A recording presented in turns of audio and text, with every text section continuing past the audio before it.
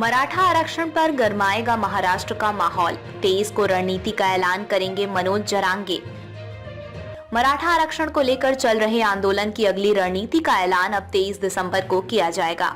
ये बात आंदोलनकारी मनोज जरांगे पाटिल ने कही।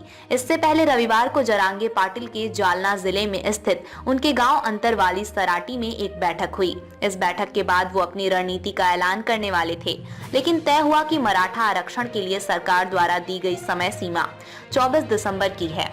इसलिए 24 दिसंबर से पहले अगर सरकार ने मराठा समाज को आरक्षण देने का ऐलान नहीं किया तो 23 दिसंबर को ही बीड में होने वाली मराठा महासभा में आगे की रणनीति का ऐलान कर दिया जाएगा। अपने गांव में मराठा समाज के लोगों की बैठक के बाद मनोज जरांगे पाटिल ने मीडिया से कहा कि नागपुर में विधानसभा का शीतकालीन सत्र चल रहा है। मुख्यमंत्री एकनाथ शिंदे सोमवार 18 दिसंबर को विधानसभा में मराठा आरक्षण को लेकर कोई बयान दे सकते हैं।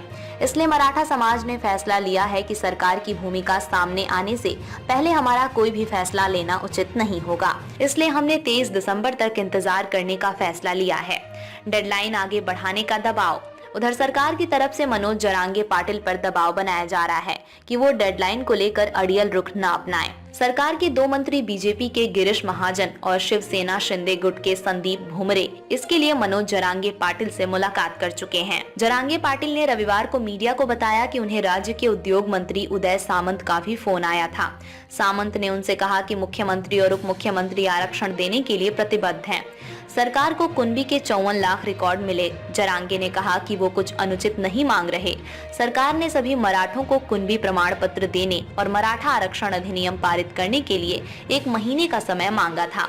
सरकार का 1 महीना 24 दिसंबर को खत्म हो रहा है।